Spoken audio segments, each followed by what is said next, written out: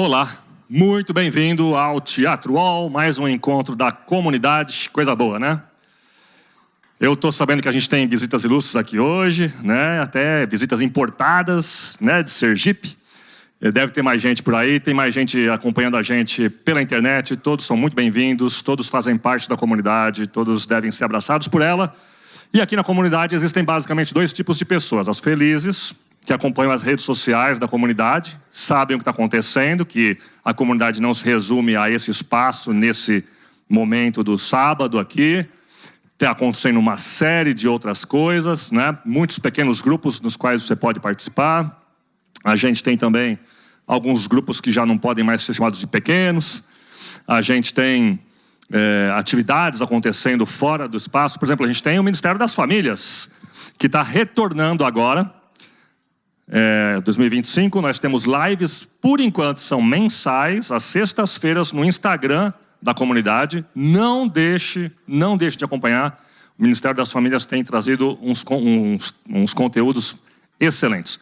O primeiro do ano agora vai ser dia 31 de janeiro com o Dr. Alberto Neri, psicólogo e teólogo genial, quem conhece sabe do conteúdo.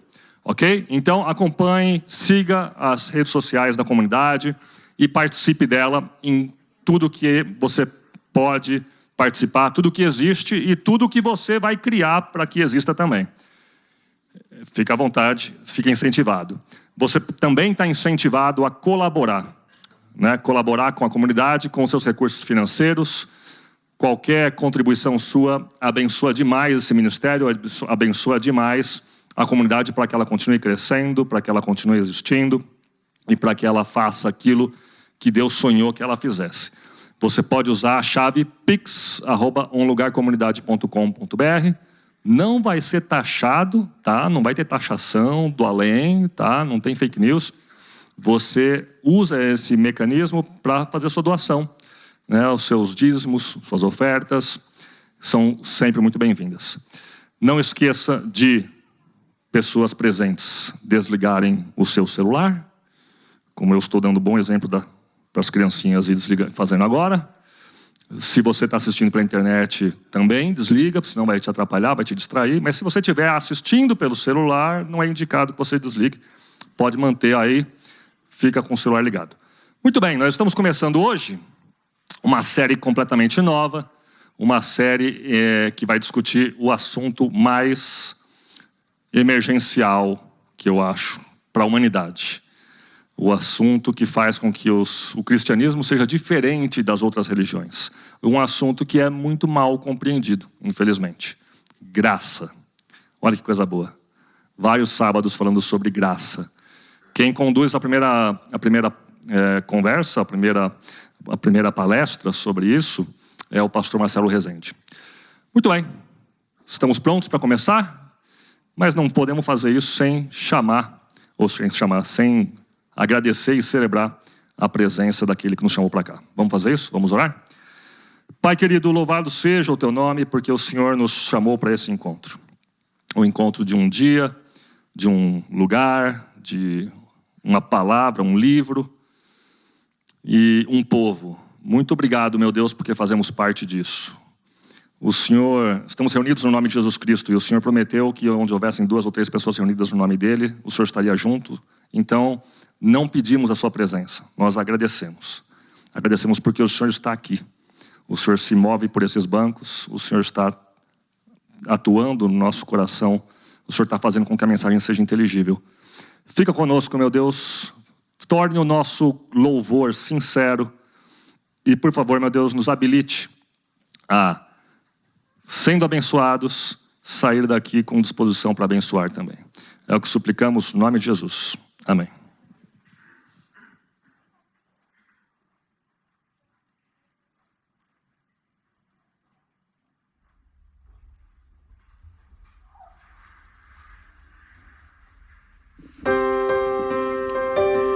Deus nos chamou para que nós cumpramos o serviço e a missão a partir do amor. Vamos todos nos colocar de pé e vamos cantar sobre esse amor que nos move.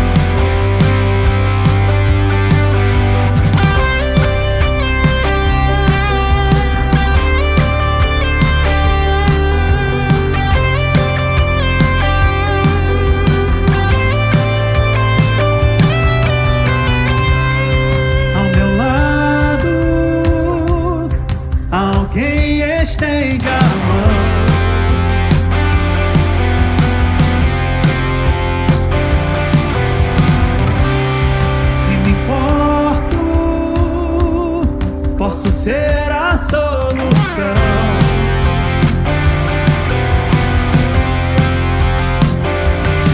Em seu olhar a falta de amor, em seu semblante existe um amor. Já chegou a hora, olha a volta. Como posso amar e não agir? Como posso amar e não agir? Meu compromisso, minha escolha. Hoje eu me levanto pra servir.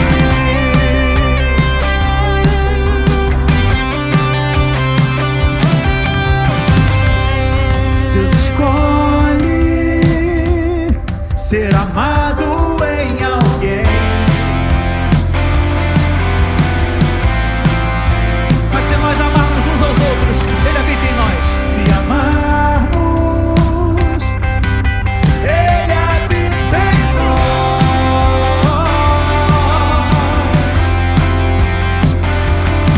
Inclinados uns aos outros em amor, somos aperfeiçoados no Senhor. Chegou a hora, já chegou a hora,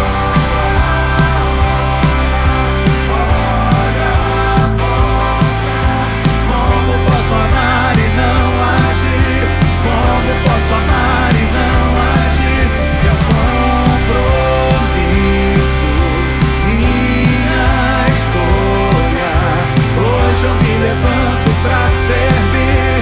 Hoje eu me levanto pra servir.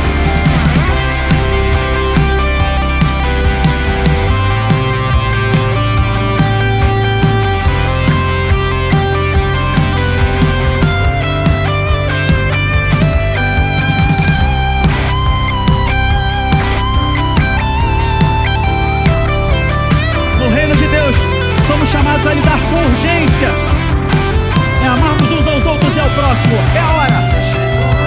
A hora, olha a volta. É agora. Como posso amar e não agir?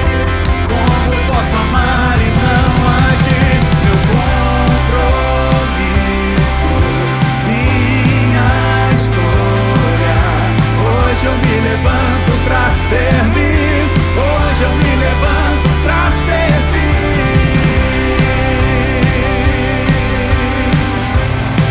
Oh, oh,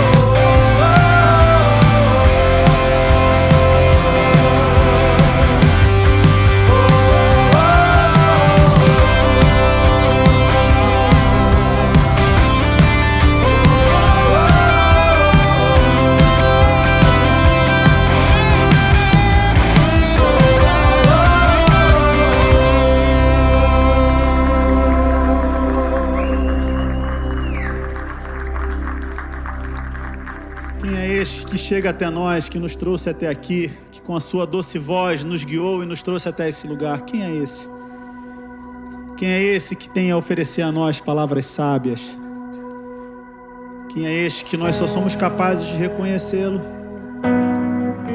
a partir do ato de partir o pão? Quem é este? Quem é esse que vem nos abraçando? Quem é esse que vem nos constrangendo com o olhar? Ele é tão sábio, ensina em amor. Ele é tão manso, cuida dos corações. Quem é esse? Quem é esse que vem nos abraçando? Quem é nos constrangendo com o olhar? Ele é tão sábio, ele ensina em amor. Ele é tão manso, cuida dos corações. Ele entrou em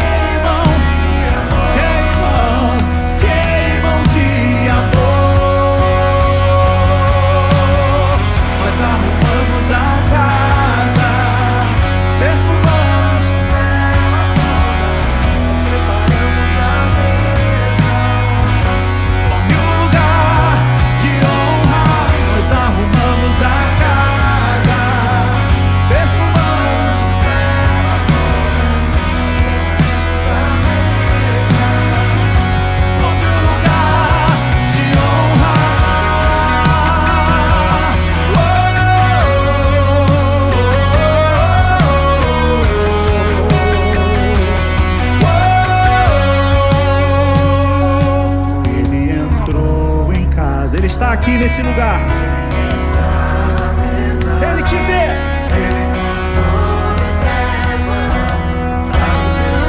Esperamos e ao partir o pão, os nossos olhos se abrem e reconhecemos quem tu és. Ao som da tua voz, os nossos corações queimam de amor, queimam de amor. E ao partir o pão, os nossos olhos se abrem e reconhecemos quem tu és. Ao som da tua voz, os nossos corações queimam de amor, queimam de amor. Nós arrumamos a casa, perfumamos ela toda, nós preparamos a mesa. Tome o lugar de honra. Nós arrumamos a casa, perfumamos ela toda, nós preparamos a mesa. Tome o lugar de honra.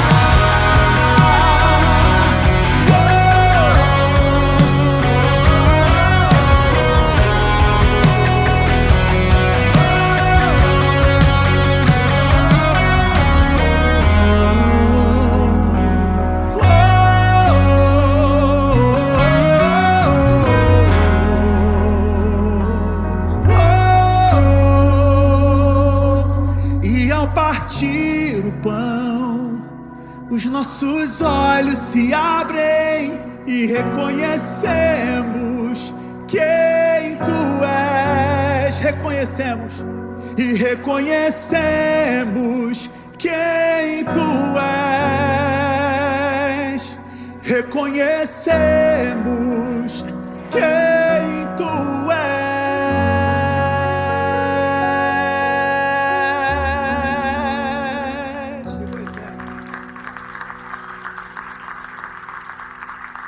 Reconhecemos. Reconhecemos a sua soberania, a sua majestade. Reconhecemos isso sobre as nossas vidas. Ele é o Deus bom, misericordioso. Não há outro além dele. Ele quem guia o meu e o seu caminho, quem trouxe a gente até aqui nesse lugar, para nós dizermos uns aos outros e ao mundo através da nossa vida que Ele é o Rei dos Reis, Criador do universo, soberano em majestade e poder.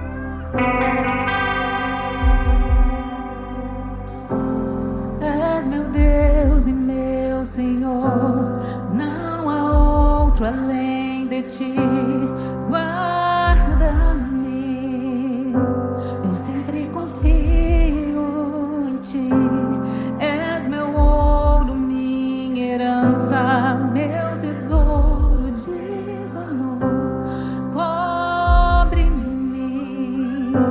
com o teu escudo, minha alma se alegra em ti. A cada manhã eu contemplo tua glória, Rei dos Reis, Criador do universo, soberano em majestade e poder. Neste altar venho hoje te adorar, nada pode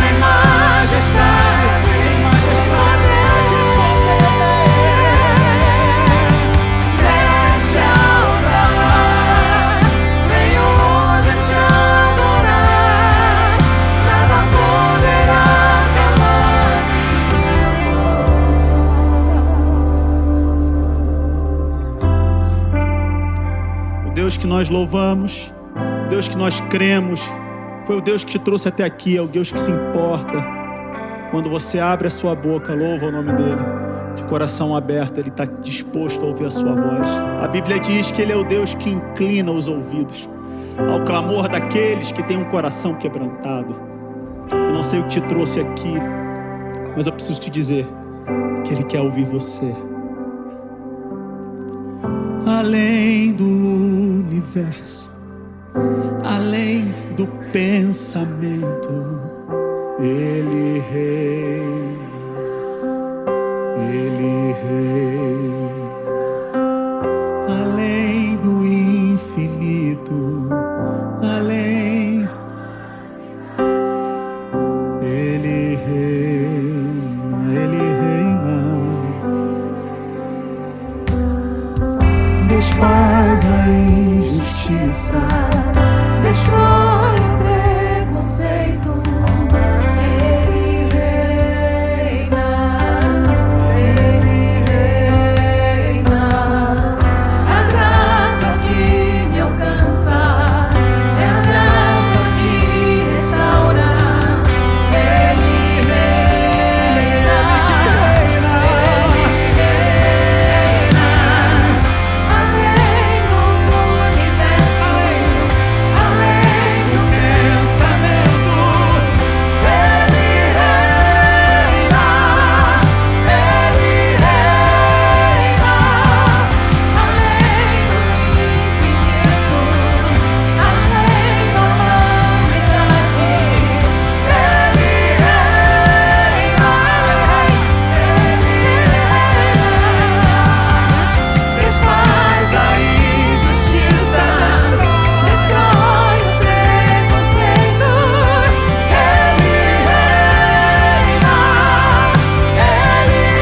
Ele reina, ele reina. A graça que me alcança é a graça que restaura. Ele reina, ele reina. Ele que reina, é ele que reina.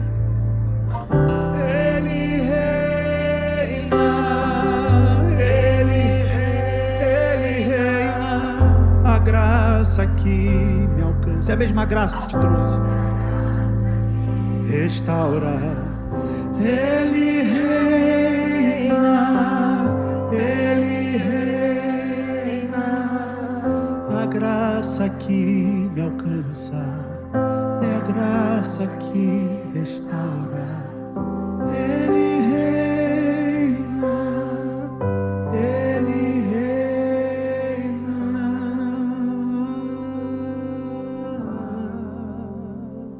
Ele que reina.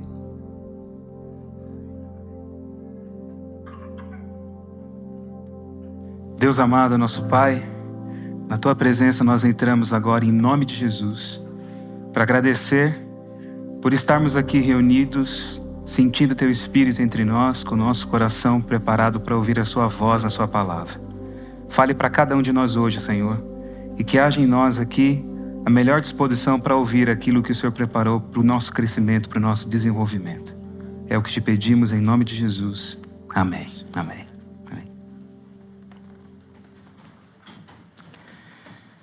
Feliz sábado para você que está aqui no Teatro Wall do Shopping Pátio Gianópolis. Para você que está acompanhando a gente também e recebe e acompanha a transmissão que é feita aos sábados.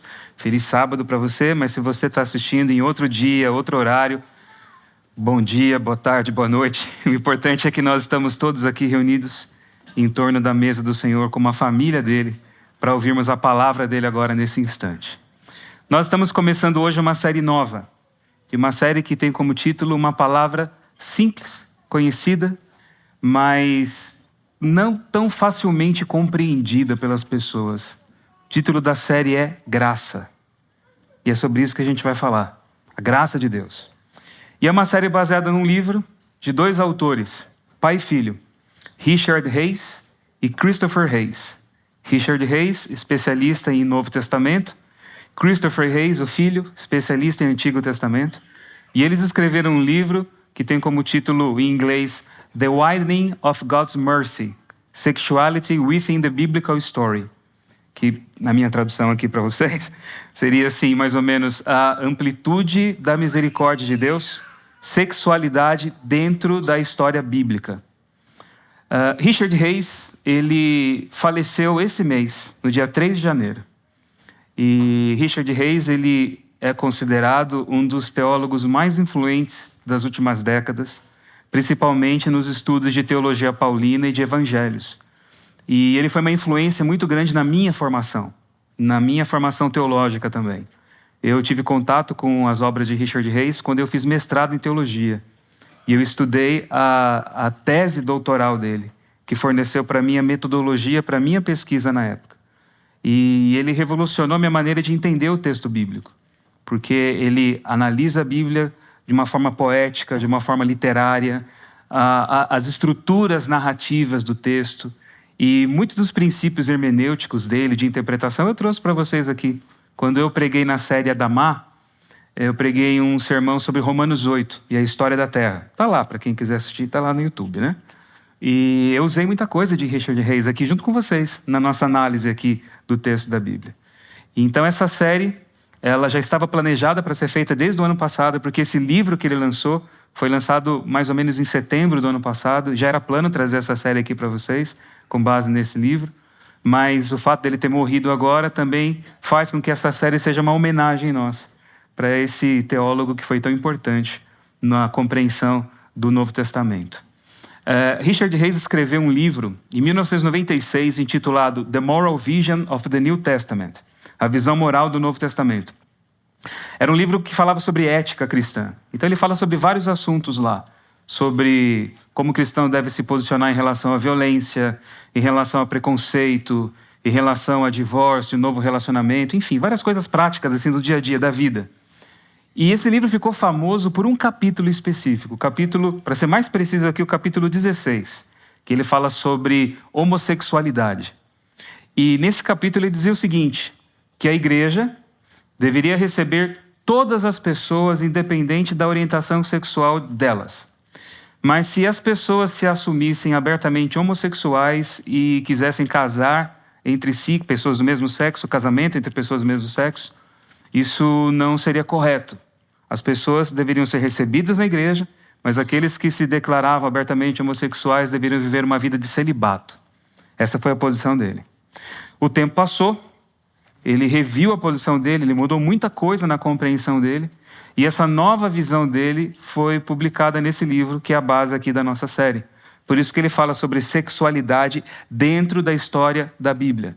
Embora a sexualidade esteja presente no título do livro, e em muitas coisas que a gente vai ver aqui no decorrer dos temas da série, esse livro é um livro sobre teologia bíblica. E basicamente a preocupação dele não é só falar sobre sexualidade, mas é mostrar o caráter de Deus. Como Deus se relaciona com as pessoas. Como nós concebemos o caráter de Deus. E como isso influencia a nossa maneira de viver a nossa espiritualidade, de viver o nosso relacionamento com as demais pessoas e como isso constrói o tipo de igreja que nós somos. Então é um livro de teologia bíblica na sua essência. E ele tem alguns princípios básicos aqui que eu quero ler para vocês. E eu vou ler aqui para vocês um trechinho do livro mesmo dele, tá? Deles aqui, do pai e do filho, Richard Hays e Christopher Hays. São os princípios do livro que vão ser também os princípios aqui da nossa série. Eles dizem assim: ao contrário da ideia comum de que as leis de Deus foram escritas uma vez e são imutáveis, a história bíblica real de Deus e da humanidade é aquela em que as leis estão sob constante negociação e revisão. Muitas vezes, diferentes coleções de leis na Torá dizem coisas diferentes sobre os mesmos tópicos. Há também histórias de Moisés repensando as leis quando ele foi pressionado por pessoas com uma boa causa. Ao contrário da ideia comum de que o povo de Deus era uma entidade claramente definida com base em fronteiras étnicas e nacionais, vários textos do início da Bíblia em diante mostram que o plano de Deus sempre foi mais amplo e que novos grupos eram regularmente convidados da marginalidade, mesmo quando as leis bíblicas existentes expressamente os excluíam e condenavam. Ao contrário da ideia comum de que as decisões de Deus são eternas e imutáveis, há inúmeras histórias de Deus mudando sua mente e outras nas quais Deus declara que os julgamentos passados foram muito extremos. Deus até admite que algumas das leis que ele havia dado não eram boas. E ele cita aqui o texto de Ezequiel, capítulo 20, verso 25, que Deus diz assim: por isso também lhes dei estatutos que não eram bons e juízos pelos quais não haviam de viver. Deus fala assim, é impressionante isso, né? Ao contrário da ideia comum de que o Novo Testamento traz um fechamento completo e final à revelação de Deus, o próprio Novo Testamento promete que o Espírito Santo continuará a guiar a comunidade dos seguidores de Jesus para verdades novas e surpreendentes. No discurso final de Jesus com seus discípulos, no Evangelho de João, ele coloca assim: tenho ainda muito para lhes dizer, mas vocês não o podem suportar agora. Porém, quando vier o Espírito da verdade, ele os guiará em toda a verdade. Ele não falará por si mesmo, mas dirá tudo o que ouvir e anunciará a vocês as coisas que estão para acontecer. Isso está lá em João capítulo 16, do verso 12 ao verso 13. Então esses são os princípios da série, e é uma série que a gente começa hoje. E eu convido vocês todos, vocês que estão aqui, vocês que acompanham a gente também aí pelo YouTube, por outras mídias, a participarem com a gente dessa série. Onde a proposta aqui é que a gente cresça numa teologia saudável, numa teologia positiva, numa jornada de uma compreensão mais ampla a respeito de quem Deus é. E é um caminho que a gente começa hoje e vai durar contando hoje, 17 sábados. Só isso, tá? 17 sábados dessa série sobre graça, onde a gente vai ter uma visão nova a respeito do nosso relacionamento com Deus. E eu quero começar hoje essa série lendo com vocês um texto de Efésios capítulo 2, do verso 4 em diante. Efésios 2, do verso 4 em diante. E eu leio aqui na Nova Versão Transformadora, é a tradução que eu vou ler aqui para vocês. E eu escolhi ela aqui por causa de um propósito bem definido, bem claro, que eu vou falar daqui a pouco, tá? Mas diz assim, verso 4 em diante: mas Deus é tão rico em misericórdia e nos amou tanto, que embora estivéssemos mortos por causa de nossos pecados, ele nos deu vida juntamente com Cristo. É pela graça que vocês são salvos, pois ele nos ressuscitou com Cristo e nos fez sentar com ele nos domínios celestiais, porque agora estamos em Cristo Jesus. Portanto, nas eras futuras, Deus poderá apontar-nos como exemplos da riqueza insuperável de sua graça, revelada na bondade que ele demonstrou por nós em Cristo Jesus. Vocês são salvos pela graça, por meio da fé. Isso não vem de vocês, é uma dádiva de Deus. Não é uma recompensa pela prática de boas obras, para que ninguém venha se orgulhar, pois somos obra-prima de Deus, criados em Cristo Jesus, a fim de realizar as boas obras que ele de antemão planejou para nós. Eu fui pastor institucional por aproximadamente 24 anos. Fui pastor em vários lugares, em várias cidades. Fui pastor aqui na capital, fui pastor no Vale do Paraíba, fui pastor no litoral, fui pastor no interior de São Paulo. Às vezes eu cuidava de 7, 8 igrejas, mais até. E final de semana eu tinha que me desdobrar. Corria para tudo quanto é lugar e ia nessa vida atendendo todo mundo, mudando de cidade em cidade, né? E como diz aquela música, já morei em tanta casa que nem me lembro mais, né? Mas eu não moro com meus pais, né? E eu ia nessa, arrastando minha família nessa aventura aí, né? Indo de lugar em lugar. E chegava fim de semana, às vezes eu pregava às 9 horas da manhã numa igreja, corria para pregar às 10h30 em outra igreja, pregava à tarde em outro lugar, realizava todos os ritos, reuniões administrativas, estudos bíblicos, atendimentos. Era essa correria, uma dinâmica diferente da dinâmica que eu vivo agora aqui também com vocês aqui na comunidade. E às vezes eu ia nas igrejas e chegava ali às 9 horas da manhã para participar do que a gente chamava de escola sabatina, que é como a escola dominical que existe em algumas denominações. Tinha o guia, tem até hoje, né, o guia de estudo, de lições, e eu compartilhava ali a lição com o pessoal. E às vezes eu aproveitava esses momentos que eu visitava assim, as igrejas para poder visitar essas classes e ver ali a dinâmica, né, das pessoas ali, como é que a coisa estava acontecendo. E eu me lembro que numa das igrejas que eu fui pastor, eu fui visitar uma classe das crianças. E entrei ali na classinha, eram crianças de 7 até 10 anos, mais ou menos isso. E eu entrei na classinha ali e vi uma coisa que me deixou assim indignado, chocado. Na parede ali da sala tinha uma imagem de Jesus, um flanelógrafo, sabe? Um Jesus fazendo assim, ó, pra meninada, ó. Com o dedo assim na boca, assim, ó, dando um cala-boca pra todo mundo. E com aquela cara brava assim ainda, sabe? Eu olhei aquilo assim e fiquei impressionado. Imagina você chegar todo sábado numa classinha e você vê Jesus dando um cala-boca pra você, sabe? É assim, alguma alma iluminada pelas trevas, não pode ser? É. Teve uma ideia de controlar aquela energia da molecada e disciplinar aquela turma, colocando o próprio Jesus para poder dar um cala-boca geral, tá? É o próprio Jesus ali. E eu fiquei pensando, quando eu olhei aquilo, a ideia de Deus que a gente estava formando na cabeça daquela turma, daquela meninada. Um Deus que limita, um Deus que poda, um Deus que condena, um Deus que reprova tudo aquilo que naturalmente você é. E a ideia desse Deus é a seguinte: ele quer uma reverência artificial, hipócrita, limitando aquilo que você é diante dele. Não importa o que você é, você tem que ser aquilo que você não é diante dele para poder agradar a Deus. Essa é a ideia. Todos os impulsos infantis eram proibidos ali, diante dele. Ele está ali, ó, dando um cala-boca para todo mundo. E aí eu fico pensando também nessa ideia distorcida que muita gente tem a respeito de Deus. Como a gente vai construindo esse pensamento errado. Desde criança até os dias de hoje. A gente costuma confessar, não é, doutrinariamente, que Deus é amor. Deus é gracioso. Mas sempre tem um mais, não é? Deus é amor, mas também é o quê? Ah lá, todo mundo sabe. Deus é amor, mas também é justiça. Deus é graça, mas. Sempre tem um mais. Porque essa ideia de que eu posso mergulhar nesse amor incondicional de Deus oferece uma ameaça, muitas vezes, para o sistema religioso inteiro, que está construído sobre essa ideia de que Deus ama, mas esse amor de Deus é condicionado a certos comportamentos, o acesso a ele é aberto, mas é controlado, e o sistema religioso coloca, não é, estruturas de acesso a Deus, limites de acesso a Deus, condições de acesso a Deus. Quem pode, quem não pode chegar, o que eu posso fazer e o que eu não posso fazer para obter os favores divinos. É assim que a gente é ensinado. Então aquela paz que naturalmente deveria invadir meu coração por me entender como aceito, recebido, justificado em Cristo, se eu disser que assim, eu tenho certeza de que eu estou salvo e de que eu sou salvo em Jesus, algumas pessoas vão enxergar esse comportamento, essa frase, como uma expressão de uma ousadia abusada e de uma arrogância presunçosa, porque eu não posso me sentir salvo diante de Deus. Eu tenho sempre que viver aquela neurose, aquela coisa, o que eu estou fazendo, o que eu não estou fazendo. Deus me ama, mas Ele também condena. E a condenação ela é muito mais fácil de ser colocada na minha vida do que a salvação. Então a salvação está assim, eu ando numa linha tênue, eu posso perder a qualquer momento. E eu vou vivendo esse medo. E um Deus assim não pode ser amado. Como que você ama alguém que está pronto para te condenar? E pode te condenar o tempo inteiro se você pisar errado com Ele.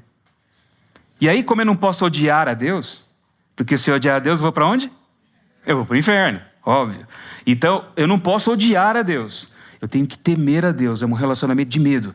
Mas vai no meu coração formando aquela pulsão, aquela energia vulcânica de insatisfação que eu vou canalizar na minha vida contra quem? Contra Deus não, mas contra o próximo, contra o outro. E aí toda essa insatisfação, ela aflora. Muitas vezes em preconceito, em crítica, e às vezes até em perseguição aberta contra as pessoas. Porque aquele que é diferente de mim, e que tem ali muitas vezes um comportamento que dentro da minha ética distorcida, baseada nesse caráter errado de Deus que eu tenho na minha mente como definição, o comportamento dele está errado. Então se dentro da minha ética ele não se encaixa, ele não pode dizer que está salvo. Ele não pode, porque eu me esforço aqui, me disciplino no caminho de santificação robótica, artificial, para ser aquilo que eu sou. Como alguém que é diferente de mim pode se sentir amado e aceito por Deus? Não, está errado isso. E é assim que a gente vai vivendo. Por isso que uma ideia errada de Deus, ela influencia diretamente na qualidade da minha vida espiritual e também na qualidade dos meus relacionamentos interpessoais. Isso é importante saber quem Deus é. Agora, o conceito de Deus não pode ser baseado na minha opinião, na minha cultura, na minha vivência, mas é naquilo que a Escritura fala a respeito de quem Ele é, de como Ele se revela e onde eu encontro a revelação de Deus. E existe um texto de Paulo que ele escreve em Romanos capítulo 1, verso 20, que ele diz assim: os atributos invisíveis de Deus, isto é, o seu eterno poder e a sua divindade, claramente se reconhecem desde a criação do mundo, sendo percebidos por meio das coisas que Deus fez. Em outras palavras, eu conheço o caráter de Deus, conheço quem Deus é, naquilo que Ele criou, na obra de Deus como Criador, no propósito que Ele tem para a sua criação e na forma como Ele lida com a sua criação. É assim que eu conheço Deus. É dessa forma que eu entendo Deus. Agora, com base nisso, fica a pergunta para a gente. Por que Deus criou as coisas? Por que Ele cria? Se dentro da perspectiva tradicional da teologia, Deus é autossuficiente, por que a necessidade de fazer outras coisas, de realizar a existência para além dele? E tanto a teologia quanto a filosofia têm tentado responder essa pergunta por séculos. Mas as respostas nunca são satisfatórias. Se você vai estudar sobre a criação em algum estudo bíblico aí, de algum lugar, alguma igreja, o máximo que você vai receber como resposta é a seguinte: eu já li muita coisa sobre isso, então falo para vocês aqui porque já vi isso. Nós fomos criados para a glória de Deus. Nosso propósito é vivermos para a glória dele. E não está errado isso. Mas a resposta é muito mais, essa resposta é muito simplória. E é uma resposta que ajuda muito pastores, padres, as igrejas, né? Porque se nós fomos criados para experimentar a glória de Deus, onde é que a gente experimenta a glória de Deus? Como cristãos devotos e ali certinhos. É na reunião da igreja, no culto, não é mesmo? Então você vai lá, você participa, você se engaja, você contribui financeiramente e tal. Então é assim que é o negócio. Mas a gente não entra realmente no âmago das coisas. E como eu disse para vocês, teólogos e filósofos têm se debruçado sobre o texto da Bíblia, que também não é tão claro assim em relação a essas coisas, para poder entender e buscar respostas. E aí a filosofia vai dizer o seguinte, que Deus criou todas as coisas porque Ele quis compartilhar suas virtudes na criação, nas obras que Ele fez. Então Deus ama a criação porque Ele se vê espelhado nela. Ele compartilhou suas virtudes na criação. Por isso que o pecado é tão odioso aos olhos de Deus, porque é uma distorção natural da sua essência. Então, se Deus está presente em todas as coisas e as virtudes dele estão presentes em todas as coisas, Deus, na prática, não ama a criação em si, estão entendendo? Ele ama a si mesmo espelhado na criação. Essa que acaba sendo muitas vezes a conclusão. Porque na ideia de mostrar a transcendência de Deus, não, Deus está para além de tudo e não depende de nada, se ele ama aquilo que não tem necessidade nenhuma de amar, ele ama porque ele se vê naquilo. Então a criação seria, grosso modo, o maior ato de egoísmo de Deus. É Deus amando a si mesmo e buscando ser amado por suas criaturas. E é assim que muita gente pensa que é adoração. Ele tem que ficar ali adulando Deus, falando que ele é lindo, que ele é bonito, que ele é especial, que ele é tudo, né? Para ele ficar feliz e me abençoar. Que ideia minúscula de Deus que a gente tem. Entende? Agora, o propósito daquilo que ele fez é muito maior que isso. Eu me lembrei de um texto, de uma declaração, melhor dizendo, daquele físico conhecido, famoso, né? Stephen Hawking, que ele dizia o seguinte, no livro que ele escreveu, intitulado Uma Breve História do Tempo, que é um livro que já tem uns bons anos aí. Ele diz assim, se encontrarmos a resposta de por que nós e o universo existimos, teremos o triunfo definitivo da razão humana, porque então teremos atingido o conhecimento da mente de Deus. E essa é uma declaração que parece muito piedosa, muito religiosa, muito bonita, né, da parte do Stephen Hawking. Mas tinha um problema, ele era ateu. Não acreditava na existência de Deus. Parece que essa declaração ecoa o que Paulo fala lá em Romanos, né, que você vê a mente de Deus naquilo que ele fez. Mas para o Stephen Hawking, o universo não precisava de Deus para ser explicado. Era assim que ele dizia. Ele não conseguia enxergar Deus dentro da lógica do universo. Porque a visão dele está colocada dentro da bolha da física. E partindo desse pensamento, eu concordo com ele. E também aqui declaro para vocês, eu não acredito que Deus existe. Deus não existe. E olha a galera cortando isso aí, colocando na internet, né? Pastor ateu, né? Deus não existe, meus queridos. Eu existo. Você existe. As galáxias existem. Buracos negros existem. Bactérias e vírus existem. Agora, Deus é. Deus está para além da existência. E um franciscano medieval do século XIII, chamado Duns Scotus, ele respondeu ao Hawking muito antes do Hawking pensar em fazer a pergunta. Ele disse assim, a frase dele é a seguinte: se Deus existe como as coisas existem, então Deus não existe. Ele falava. Porque Deus está para além da capacidade observável da ciência e da física. Você olhar Deus com essa lente que procura entender empiricamente aquilo que Ele é, você não vai encontrar Deus assim. Deus não é pequeno como um top quark, um bóson de Higgs. Também não é gigantesco como um conglomerado enorme de galáxias. Ele está para além de tudo isso, porque Ele é de natureza diferente daquilo que Ele criou. Para além de todas as realidades que podem ser observadas e percebidas. Eu não vou encontrar Deus no horizonte das coisas, mas eu encontro Deus no horizonte do sentido. Porque a física não é a única janela para a compreensão da realidade. Existem outras realidades que não são físicas, que podem ser percebidas. E Deus é assim. Para além de tudo isso, porque é dele que veio a força primal e a causa primal que expandiu e deu origem para tudo isso que nós vemos, conhecemos e até aquilo que nós nem sabemos que existe aí fora. Vem dele. E quando ele cria essas coisas, ele compartilha aquilo que ele é, mas não dessa forma como a filosofia, a teologia no passado muitas vezes afirmava. Porque Deus não é a solidão do uno. Eu não vou entrar aqui na discussão da natureza divina, porque é uma coisa idiota. É a mesma coisa que eu até falei antes aqui para as pessoas, como um coronavírus querer entender a 9ª Sinfonia de Beethoven, entendeu?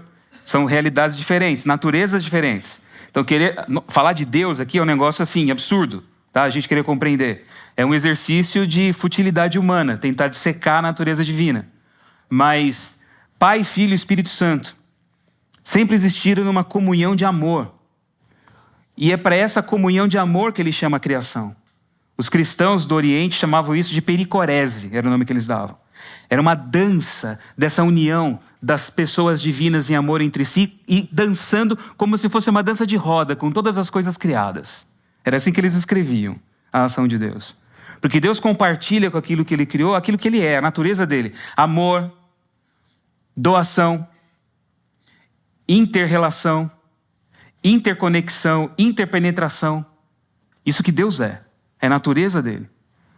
E é para essa inclusão de tudo que o universo chama. O universo, meus queridos, não é a somatória das coisas existentes, como se fossem coisas estanques, mas é uma conexão, uma rede de inter-relações.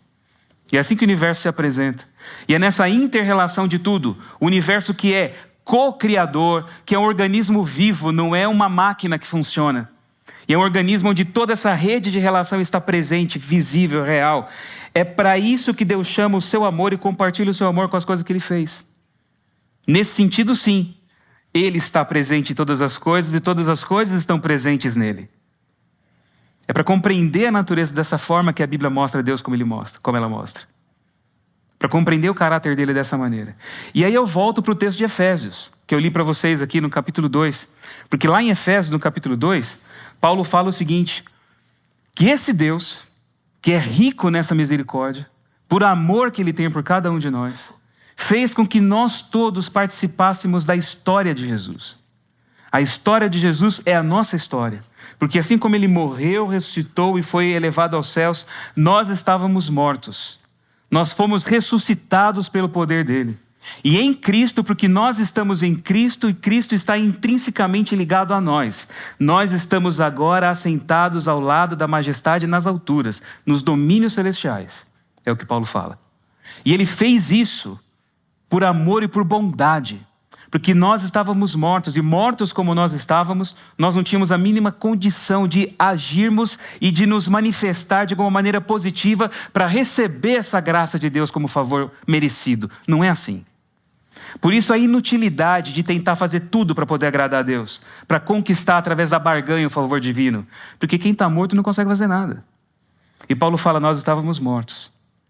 E fomos salvos pela graça que vem por meio da fé. E essa fé que Paulo fala aqui, ele diz, não vem de vocês.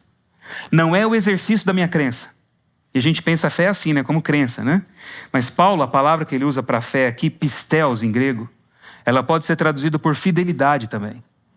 E o que ele quer dizer é o seguinte, nós fomos salvos pela graça que veio para nós por meio da fidelidade do Messias. A fidelidade dele em mim. É essa graça que me salva. Não vem de nenhum de nós, para que ninguém se orgulhe. E por que isso tudo? Porque ele agiu dessa forma. E aí ele fala, e aqui vem a tradução que eu escolhi para ler para vocês hoje. Porque diz assim, nós somos obra-prima de Deus. E a palavra grega usada por Paulo aqui ajuda a gente a entender a beleza do que ele está querendo dizer. A palavra que ele usa aqui para falar, e algumas traduções dizem que nós somos criação de Deus, feitura de Deus. Mas eu escolhi essa aqui porque ela traduz melhor o espírito da palavra poema.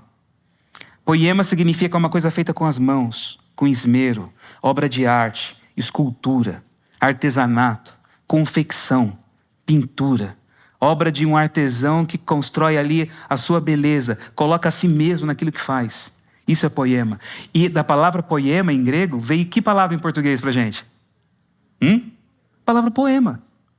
Então o que Paulo diz aqui é que nós somos poesia de Deus. Ele cria cada um de nós como poesia dele. E ele ecoa aqui a tradução grega do Antigo Testamento que ele usava, a Septuaginta. Lá em Gênesis capítulo 1, quando fala da criação, a palavra poema vem do verbo poiel, fazer. E a tradução de Gênesis 1, verso 1, fala um pouquinho diferente do texto hebraico. O texto hebraico diz que Deus criou os céus e a terra. A tradução grega diz Deus fez. Poiel. Ele vai fazendo como um artista. E ele vai se impressionando, ele vai manifestando o assombro dele diante da beleza daquilo que ele fazia. Ele vai dizendo que tudo era bom. E quando ele cria a humanidade, lá em hebraico, ele olha e fala, Tov Meod. É muito bom. Esse é o espírito dele em relação às coisas que ele faz. É assim que ele compartilha aquilo que ele é. E é para a compreensão disso que a gente é chamado. Para entender isso na vida. Porque isso muda a maneira como eu entendo o meu valor. O significado da minha existência. E como eu devo entender o valor do outro também. Porque ele também é poema e obra de arte de Deus, entende?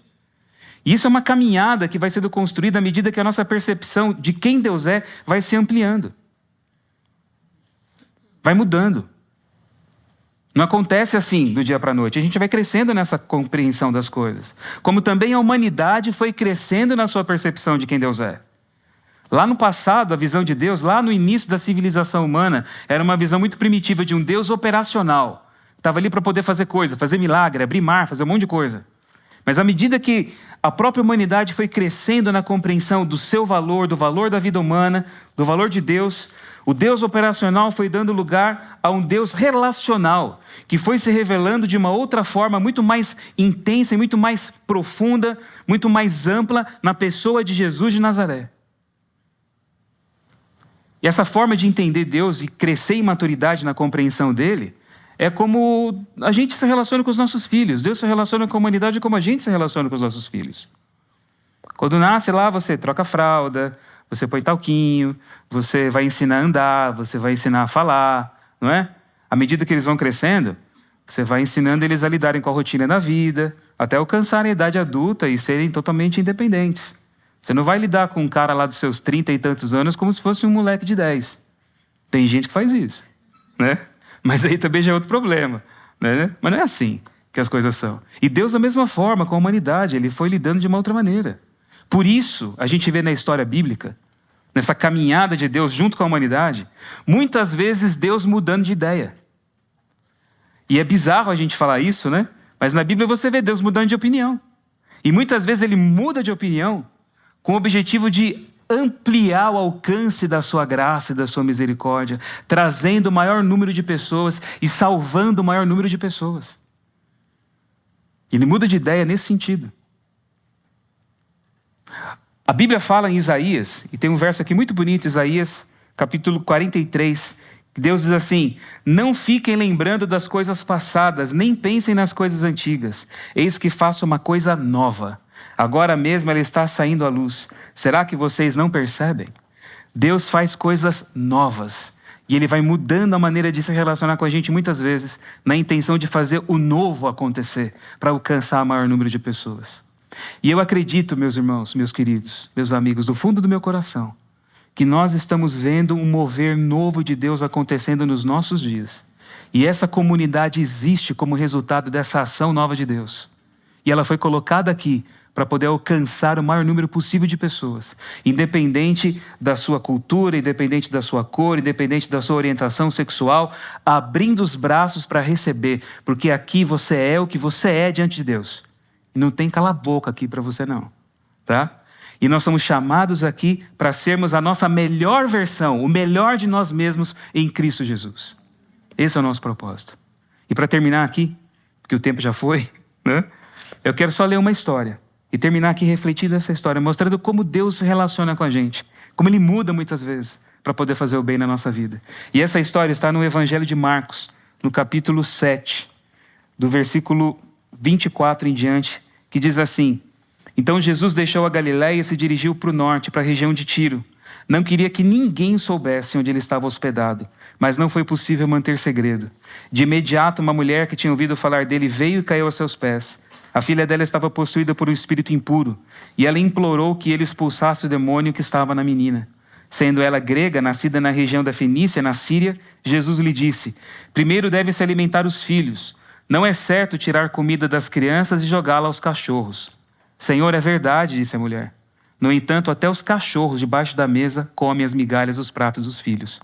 Boa resposta, disse Jesus. Vá para casa, pois o demônio já deixou sua filha. E quando ela chegou à sua casa, sua filha estava deitada na cama e o demônio a havia deixado. O que nós vemos aqui nessa história é literalmente uma mulher lutando com Deus.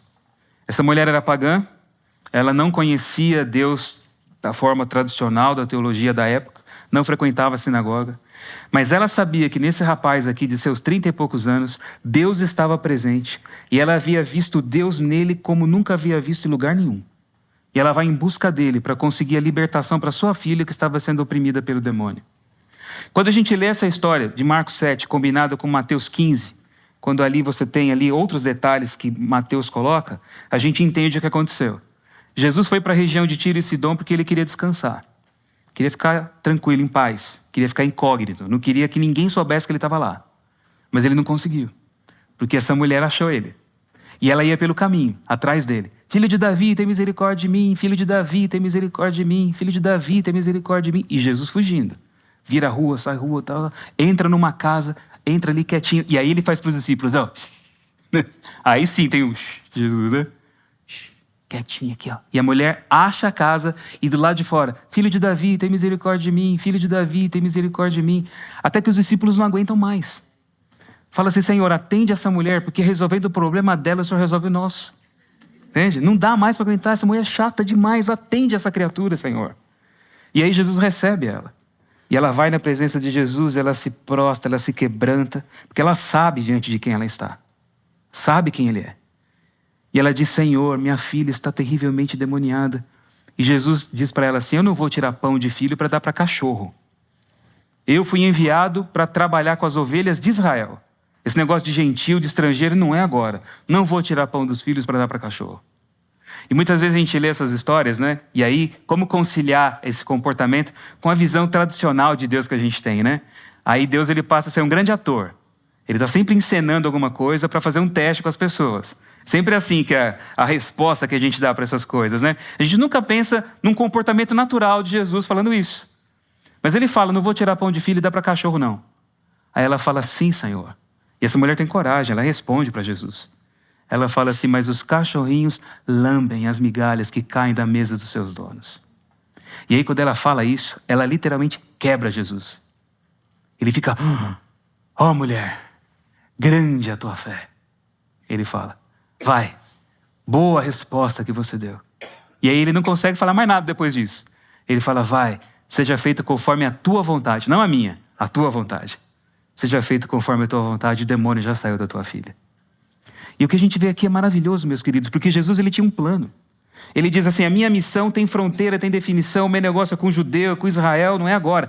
Mas essa mulher, obstinadamente, ela arrebenta o planejamento estratégico de Jesus.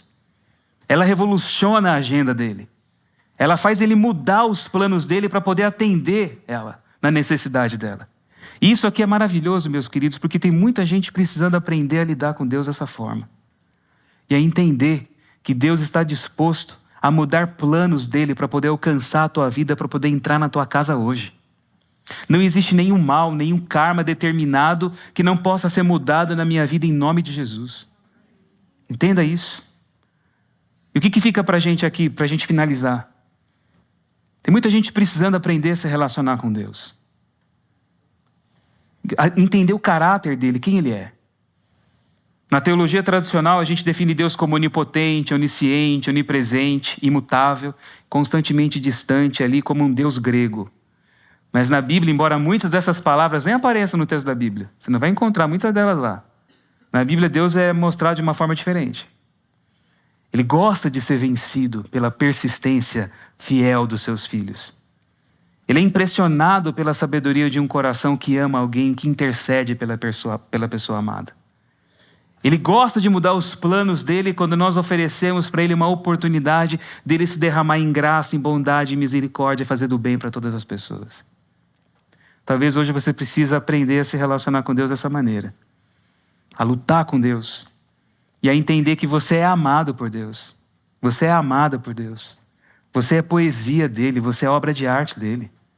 Eu sou assim, você, todas as pessoas são, independente de quem elas sejam. Você tem que ir para sua casa sabendo que Deus está ali, ouvindo você, mudando os planos dele para te alcançar, não podendo dizer não para o seu pedido, para a sua fé. E essa ideia deve mudar a sua maneira de se relacionar com a vida. É o que a gente espera que aconteça aqui nessa série. Que você aprenda a entender o seu valor, o valor das pessoas, a mudar a sua compreensão de Deus, a revolucionar seus conceitos sobre Deus. E que sua experiência de vida seja totalmente diferente depois disso. Que seja assim em nome de Jesus para nós. Amém. Deus bondoso, muito obrigado pela tua palavra. Muito obrigado por saber que seu amor, a sua graça se estendem de maneira revolucionária, mudando tudo para alcançar o nosso coração e nos colocar numa experiência nova de relacionamento contigo. Que possamos experimentar isso e que esse relacionamento novo com o Senhor também mude a nossa maneira de nos relacionar com as pessoas. Nos abençoe com essa graça. É o que te pedimos em nome de Jesus. Amém. Amém.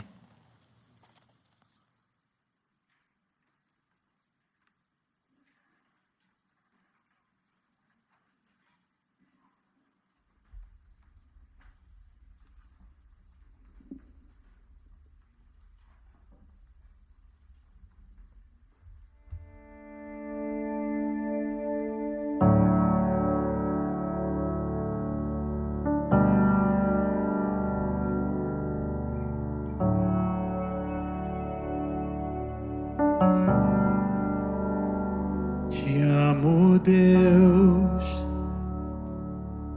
tua graça nunca falha. Todos os dias eu estou em tuas mãos.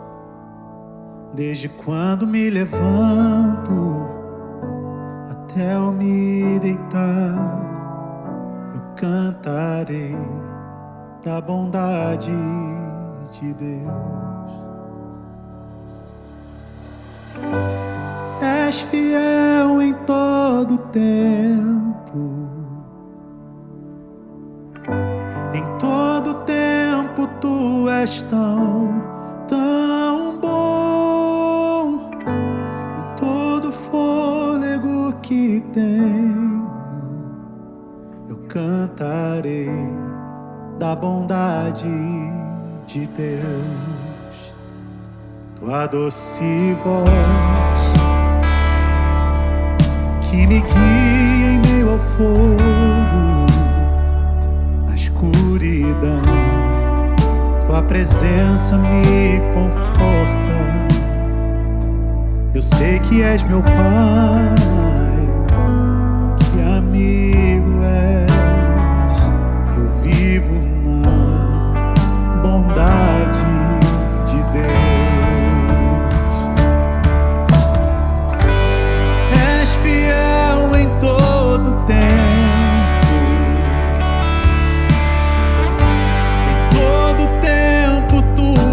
Tão bom, com todo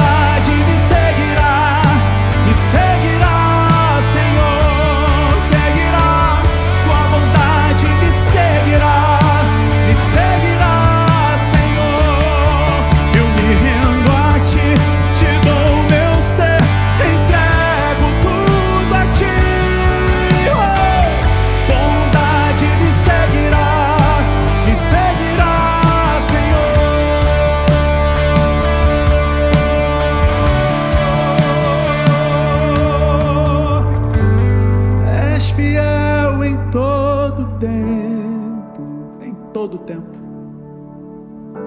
Em todo tempo tu és tão bom.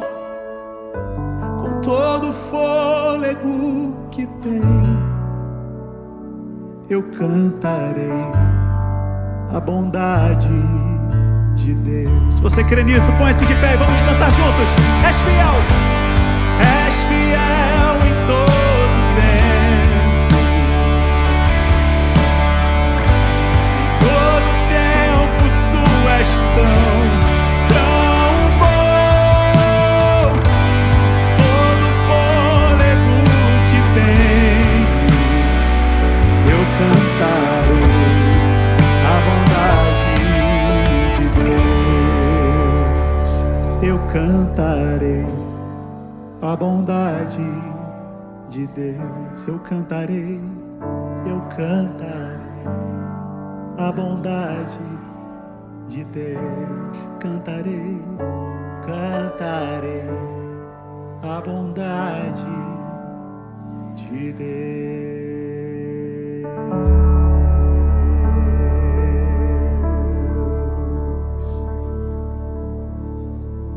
Que a graça do Senhor Jesus, o amor de Deus e a comunhão do Espírito Santo esteja com todos vocês. Amém. Amém.